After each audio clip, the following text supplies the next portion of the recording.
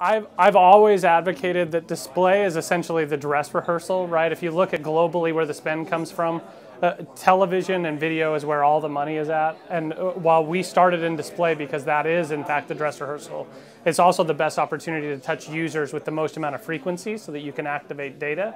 But once you've activated that data, video is where it's at, which is why for the last 2 years, we've been growing. In the last 2 years, we've grown video 10x both years. So last year and this year both have grown 10x. We do about 30% of our revenue inside of video. So video's not only central, but it is the dog. Everything else is the tail, if you will. So it's our goal to provide buyers with the most sophisticated tools in the space. So, and because we're providing sophisticated tools and not just like really simple on-ramps, which I think a lot of so-called DSPs, that's what they've developed, are the simple on-ramps.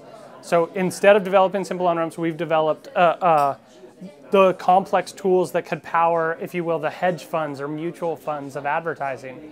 So as a result, we tend to power the institutional money, which is like the ad agencies and those that are buying massive amounts of media and need to do so with a higher level of insight, sophistication, and control than they have elsewhere. So, 95% of our revenue comes from agencies and aggregators, so like ad networks or other platforms. But we are 100% a pure platform, just focused on the buy side and just powering the sophisticated buyers.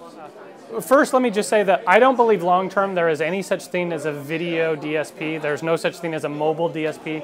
There are only DSPs that service everything, right? And the same thing is true of video ad networks. And I think most of the companies that have gone public of late are really just ad networks, which is a business model that I don't think is sustainable for beyond a few years.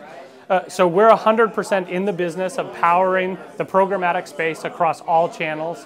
I think that there's lots of interest and growth that is coming as a result of being a single entry point for all types of media. And so as a result, we've experienced exponential growth. We've hired over 100 people this year. Like everything's up and to the right. We have 14 offices around the world, like just crazy growth. Oh yeah, so as it relates to funding, we've been profitable for over 3.5 years. So we've been profitable for a very long time. We did a round of $20 million earlier in the year, not because we needed the money, but because we could, frankly, and it would just help us with growth, frankly. We don't need to raise any money because we just continue to grow and we're growing organically. The two things that are top of mind for me these days are actually highly related. One is the forward market, where you buy in programmatic on an upfront basis, but you use programmatic pipes, and particularly the unified auction that RTB has created. Really early stages there, especially in this market, and really exciting to see some of the green shoots coming up in that space. And the other one is in television. So to see television start to migrate over, whether that's in interactive video or whether that's in addressable TV, both of those two things are, to me, really exciting sectors to keep an eye on.